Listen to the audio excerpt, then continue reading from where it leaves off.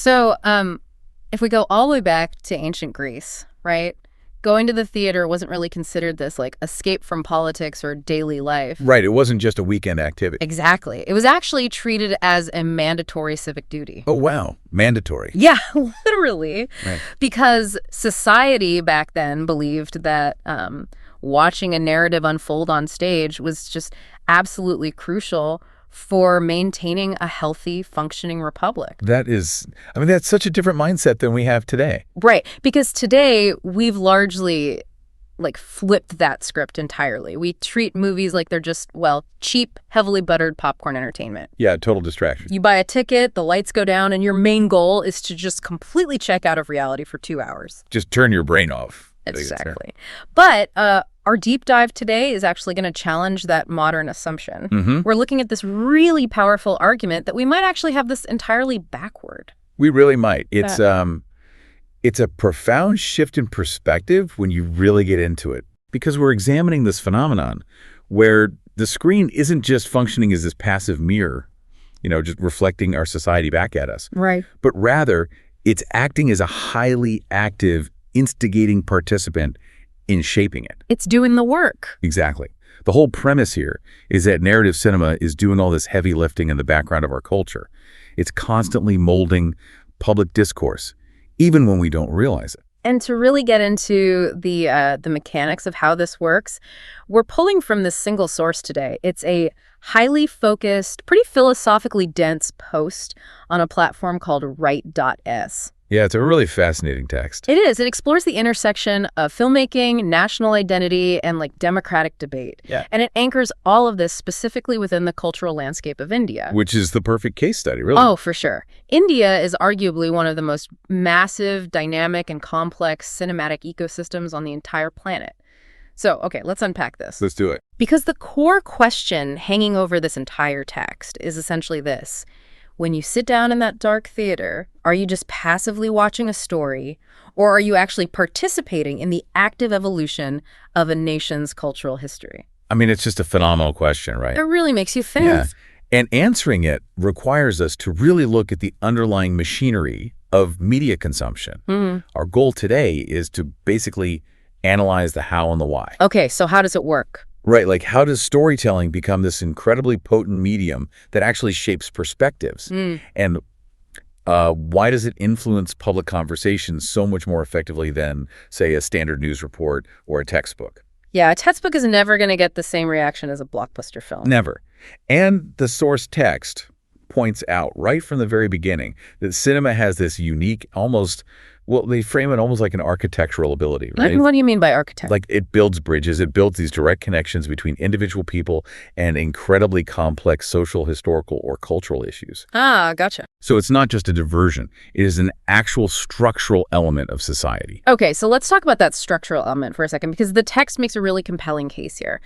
It argues that filmmakers use this medium to encourage people to learn about events or communities and experiences that they completely lack widespread attention otherwise. Yes, exactly. And when I was reading this part, I just kept thinking about how this process actually works in the human brain. To me, it feels like a cognitive Trojan horse. Cognitive Trojan horse. Okay, I like that. Walk me through how you envision that playing out. Well, just think about how our brains naturally react to really complex or dry information. Usually not well. Right. If someone approaches you on the street and tries to deliver this deeply nuanced lecture on geopolitical history or, systemic societal challenges. You're walking away. Instantly. Yeah. Your cognitive defense mechanisms just go right up. You might think, I don't have the energy for this, or this feels like a political lecture. Yeah, you just block it out completely. Exactly, you block it out. But a beautifully shot, highly produced narrative film that completely bypasses those analytical defenses. Mm-hmm. The audience, they buy a ticket thinking they're just getting a fun, engaging story. So they lower their guard, they open the gates, and they just let the movie in. And then the payload is delivered. Right, because hidden inside the plot and the character development and the gorgeous cinematography is this massive catalyst for deep social reflection. The empathy basically sneaks the education right past our mental firewalls. That is, yeah, what's fascinating here is the underlying neurology and psychology that makes that cognitive Trojan horse so incredibly effective. Because it really is effective. It is. Yeah. And if we ask why narrative is uniquely equipped to bypass those defenses, it really just comes down to how human beings process empathy versus how we process data. Okay, unpack that a bit. Empathy versus data. So as you mentioned, if you're handed a dry textbook, right? Yeah. Or maybe a dense news article that's just filled with dates and casualty numbers and shifts in government policy. My eyes are already glazing over. Exactly. The cognitive load of that is incredibly high. Your analytical brain has to work overtime just to parse all that information. But at the same time, your emotional engagement remains incredibly low. Which is, I guess that's why it's so hard to feel a true personal connection to a statistic, even if that statistic is objectively tragic or really important. Precisely. You just don't feel it. But a narrative film fundamentally alters that entire equation. It bypasses those purely analytical processing centers entirely. And it goes straight for the feelings. Right. It directly engages your mirror neurons and your empathy centers. You aren't just reading a detached summary of some historical event anymore. You're actually experiencing it. Visually and emotionally, yes. You're experiencing it through the eyes of a protagonist that you've just spent the last hour really growing to care about. Yeah, that makes a lot of sense. And the source text notes this specifically. It says that by presenting stories that resonate emotionally with audiences, filmmakers generate curiosity. And that right there, that is the crucial mechanism. The curiosity. Yes. The film isn't meant to be the final word on a subject, right? It's not a textbook. It's meant to be the spark. It transforms you from a totally passive viewer into an active seeker of knowledge. Oh, man. For everyone listening, think about the last time you walked out of a movie theater and instantly pulled out your phone in the parking lot. Oh, I've done that so many times. Right. Like, you haven't even unlocked your car door yet, and you're already typing how historically accurate it was or what really happened during into a search engine. Yep. The deep dive begins before you even leave the theater. Exactly. Suddenly it's a Tuesday night and you're spending 3 hours reading Wikipedia articles about a historical event that you literally didn't even know existed that morning. So true. That shared experience is just so incredibly common, but we rarely stop to think about how powerful it actually is. Like, a piece of fictionalized entertainment just completely dictated our educational priorities for the entire evening. And that late night research session, that is the exact proof of the text's central thesis. Wow. Yeah. The ability to generate that specific type of curiosity and that subsequent discussion. The source considers that one of the absolute most powerful aspects of storytelling. Because it got you to pair. Right. The film didn't need to provide you with an exhaustive, encyclopedic recitation of every single fact. It just provided you with the emotional investment required to make you actually want to go find the facts yourself. It took something distant and made it personal.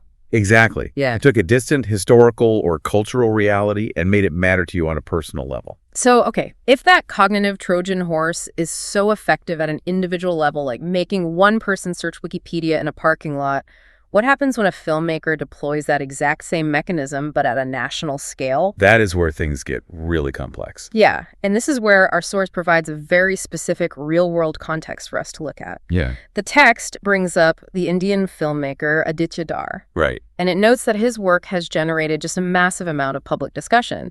And the themes he's dealing with in his films, they're not like light, breezy subjects. No, not at all. The text explicitly lists the themes as history, patriotism, sacrifice, and contemporary national challenges. I mean, those are arguably the heaviest themes any storyteller can possibly tackle. Sure. And especially in a massive, incredibly diverse cultural landscape like India, right? Issues of history and patriotism. Those are the foundational pillars of national identity. Yeah, you're touching the third rail of culture, basically. Exactly. Bringing those specific themes to the forefront of public discourse through a cinematic lens, it is a colossal undertaking because it touches the very nerve center of how a society views itself. Okay, so here's where it gets really interesting, I think, because I want to push back on this mechanism just a little bit. Okay, let's hear it. We're talking about utilizing the empathy centers of the brain to explore the bedrock of a nation's history and patriotism, right? Mm-hmm. And the source specifically praises Dhar's work for its, quote, emotional depth and strong storytelling when dealing with these really heavy subjects. Right, that's what makes it work. But if we're talking about shaping national identity, Isn't there an inherent danger there in prioritizing emotional resonance over, like, strict documentary-level accuracy? I see what you're saying. Like, when dealing with history, shouldn't the facts be doing the heavy lifting rather than our feelings? It feels a bit risky to rely on emotional manipulation to shape how an entire country views its own past. That is a very valid critique. And honestly, it strikes at the absolute core tension of historical filmmaking everywhere. Yeah. But to understand the source's perspective here, we really have to separate the function of a historian from the function of a storyteller. Okay, how so? Well, the text isn't advocating for factual distortion, right? It's not saying we should rewrite history. Rather, it's arguing that an encyclopedic recitation of facts, while academically necessary, that rarely actually shifts culture or sparks broad public engagement. Because of what we talked about earlier, the facts don't trigger the empathy. Exactly. The text explicitly links strong storytelling to the audience's willingness to even engage with these weighty topics at all. So the argument is basically that without the emotional hook, the history just remains dormant for the general public. Yes. Think about the sociological function of myth-making. And I need to clarify, I use the word myth here, not to mean something that is false, but to mean a shared, unifying narrative. Like a foundational story. Right. In a modern democracy, especially one as vast and complex as India, how do millions of people who will never actually meet each other find a common cultural thread? I guess through shared stories. They find it through shared stories. You can read a factual statistic about the immense sacrifices made for a national cause. But when a filmmaker like Aditya Dhar uses emotional depth to show you the internal, agonizing struggle of just one individual making that sacrifice, it changes everything. It grounds the abstract concept of patriotism and visceral human feeling. It brings that narrative to the forefront of public discourse because it makes it emotionally accessible to everyone. So it's about perspective, then? Yes. It provides a fresh perspective on themes that people probably thought they already understood, simply because they knew the dates and the basic facts. Okay, I see the mechanics of it. I get it. But it still feels just a bit precarious to me. What do you mean? Well, you're taking history, translating it into pure emotion, and then projecting it onto a massive screen for millions of people. Right. Now, the supporters of this approach, as the text notes, they believe it successfully encourages audiences to engage with these subjects in a totally new light. It makes the history feel alive and urgent, but that leads us to a massive variable in this whole equation, which is the audience itself. Because a shared cultural myth sort of implies that everyone interprets the story the exact same way. But we know for a fact that isn't true. Oh, it is rarely true, especially when you're dealing with deeply resonant emotional themes. Exactly. And the source text actually directly confronts this, which I appreciate. It points out that opinions about cinema, especially when it intersects with history and cultural representation, they naturally differ. They have to. Yeah, you release a powerful, emotionally charged film about national identity into the world, and the text notes that some viewers are going to absolutely champion it. They'll celebrate certain interpretations of the history. While others will push back. Right. Others are going to hold entirely alternative perspectives. They might completely reject the film's framing or its core message. And if we connect this to the bigger picture, this is actually the crux of our entire deep dive today. Okay, let's hear it. How does a society handle that exact friction? When a film's emotional Trojan horse succeeds in sparking a massive conversation, but the audience is entirely polarized on what the message actually should be. Yeah. Is that considered a failure of the film? That's the million-dollar question. It is. And the source makes a very deliberate, really careful assertion here. It frames these debates, this clash between the celebrated interpretations and the alternative critical perspectives, as the actual hallmark of a vibrant democracy. I really want to pause and emphasize that for the listener because it is a completely different way of viewing cultural arguments. It really is. Because the text remains incredibly impartial here. It doesn't say, the supporters are right and the critics are wrong, or vice versa. Not at all. It validates both sides of that dynamic. The celebration of the film and the holding of a deeply critical alternative perspective, the text presents them as equally valid, equally necessary components of the democratic process. They are absolutely necessary because a vibrant democracy isn't characterized by some monolith of thought where an entire population watches a film about their history and just nods in perfect, unquestioning unison. That sounds like a dystopia, actually. Right. That would actually be culturally stagnant. The vibrant democracy is characterized by continuous friction. Okay. The film introduces a thesis into the public square. right? It uses its emotional weight to demand attention. And then the audience provides the antithesis through their differing views, their alternative perspectives, their pushback. So it's a dialogue. Exactly. And out of that friction, out of those really passionate debates about how culture is represented and how history should be framed, society synthesizes a new understanding of itself. The text explicitly states that art, culture, and public opinion continuously interact and evolve through this exact mechanism. And just to play devil's advocate here, doesn't that inherently change how we measure a film's value? What do you mean? Like, if a movie about a contemporary national challenge totally polarizes the audience and causes these massive arguments across the country, hasn't it kind of failed to unite people? I see. So I guess my question for you, based on the text, is, does a film's success rely on everyone eventually agreeing with its message, or is the argument itself the actual proof of the film's power? Based on the careful wording of our source material, it is definitively the latter. The argument is the proof. Yes. The text confirms that the ability to generate discussion is considered one of the most powerful aspects of storytelling. Notice it doesn't say the ability to generate consensus. Right, just discussion. Exactly. It says generate discussion. What remains undeniable, according to the text, is the lasting influence of the storytelling itself. Whether you loved it or hated it. Whether the audience universally loves the message or passionately tears apart its cultural representation, the film has achieved its ultimate, highest level goal. It has shattered apathy. Wow. Yeah, it made people care. It inspired emotions, it forced reflection, and it created a localized conversation that inevitably spills out into the broader national consciousness. The argument itself is the metric of impact. So what does this all mean for us? If we pull all these analytical threads together, we're really looking at an undeniable, lasting influence of storytelling that just goes far, far beyond box office numbers. Oh, absolutely. It's not about ticket sales. No.